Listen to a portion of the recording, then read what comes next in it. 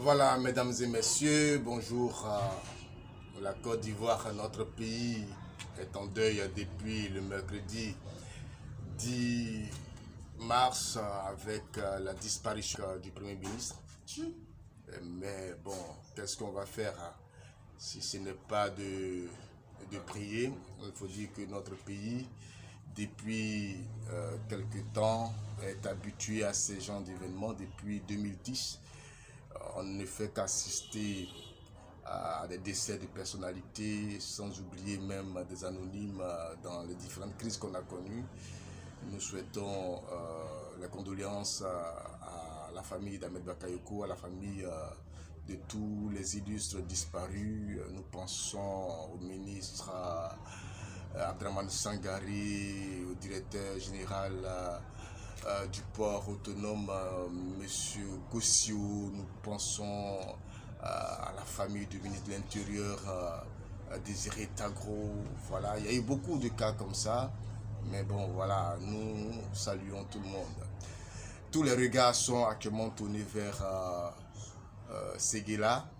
Mais nous allons parler de quelque chose de très important. Parce que c'est vrai qu'il y a un cas de décès, on accompagne quelqu'un, mais il y a des vivants aussi qu'il faut protéger. Alors, nous avons fait une vidéo il y a quelque temps où nous avons parlé du vaccin du Covid-19.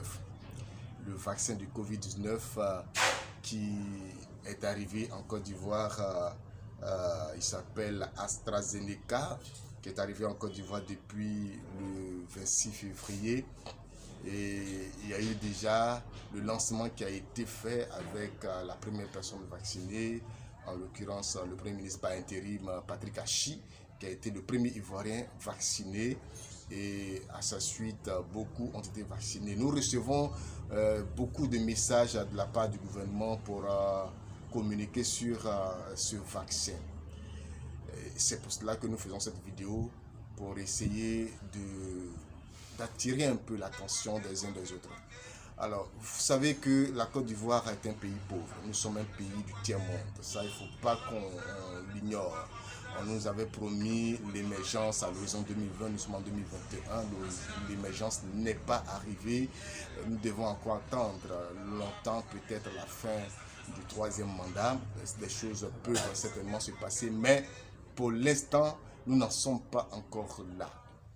Le vaccin AstraZeneca, on en parle en Europe.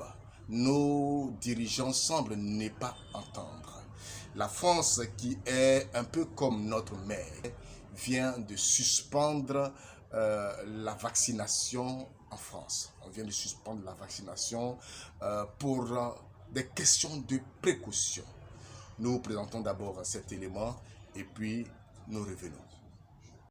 Vous avez raison de rappeler que plusieurs partenaires européens ont décidé de suspendre l'usage du vaccin AstraZeneca. Jusqu'à il y a quelques minutes, les autorités sanitaires allemandes. L'autorité européenne, l'EMA, rendra demain après-midi un avis sur le recours à ce vaccin.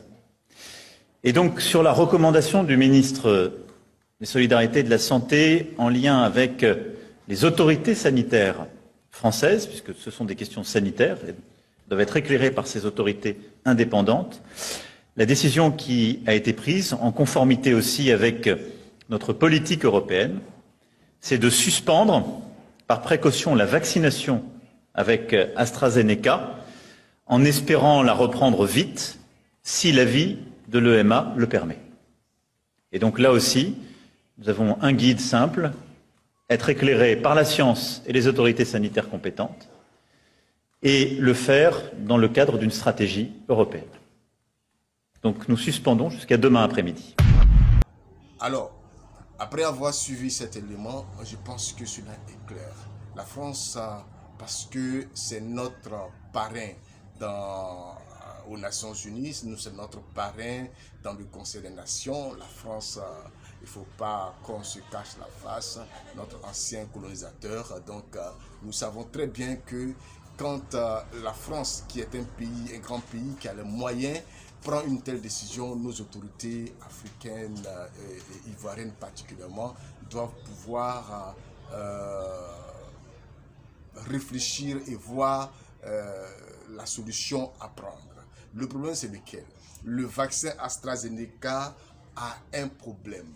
Bon, ce n'est pas encore prouvé, certes, ce n'est pas encore prouvé, mais déjà quand des grands pays comme la France, l'Allemagne et l'Italie, ce ne sont pas eux seuls, il y a d'autres pays, d'autres grands pays européens comme le Pays-Bas, l'Espagne, le Portugal, qui ont suspendu le vaccin, qui ont suspendu l'opération de vaccination qui avait déjà commencé.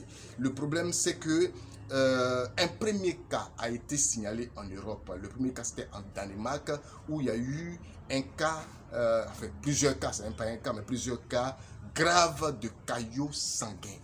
Voilà, des cas graves de caillots sanguins après avoir reçu le vaccin. Certes, l'OMS a réagi pour dire que rien ne prouve que c'est le vaccin qui a causé cela, mais ça n'empêche pas qu'on prenne des précautions. Alors moi, ce que je voulais dire, lorsque des grands pays comme la France, je vais les citer, ces pays, la France, l'Allemagne, l'Italie, le Danemark, la Norvège, la Bulgarie, l'Irlande, le Pays-Bas, l'Espagne, la Slovénie, le Portugal, la Lettonie, tous ces grands pays européens qui ont les moyens de faire face au danger, déjà prennent des précautions pour suspendre l'opération. Je crois que nous, qui sommes des petits pays, qui n'avons même pas les moyens de faire face à une petite crise de paludisme, nous devons déjà suspendre cette opération. Voilà, nous devons suspendre cette opération. Plus de 500 000 doses qui ont été envoyées en Côte d'Ivoire et déjà on parle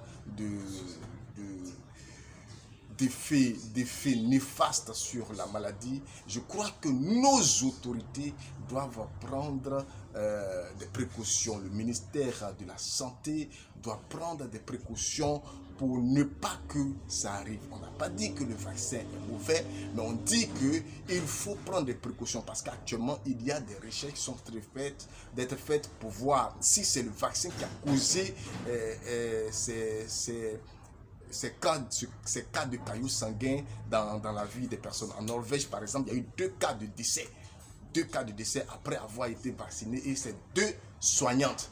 2 personnes soignantes, 2 femmes, une femme de 50 ans, une autre femme de 30 ans, qui sont décédées. Donc, il faut qu'on essaie de pousser mieux les études pour voir, les études scientifiques, pour voir si le vaccin a un problème. Parce qu'aujourd'hui, ce qu'on est en train de faire, si c'est avéré que le vaccin n'est pas bon, quelle est la solution que nous avons pour les personnes qui ont été déjà vaccinées? Qu'est-ce que nous pouvons faire pour pouvoir les aider? Donc, je pense qu'il serait mieux pour l'instant qu'on suspende ce vaccin pour mieux voir l'avenir. Puisqu'il y a des recherches qui sont en train d'être faites, il faut suspendre le vaccin. On continue avec les mesures de précaution qui sont déjà en vigueur. Voilà. Il y a eu un relâchement. À un moment donné, les forces de sécurité étaient impliquées dans cette affaire. Maintenant, ce n'est plus le cas. Il faut essayer de renforcer cette sécurité pour le respect des mesures barrières. Et en attendant que les résultats des recherches scientifiques nous confirment si oui ou non nous pouvons continuer. Merci d'avoir suivi cet élément, partagez cette vidéo et puis que Dieu nous bénisse.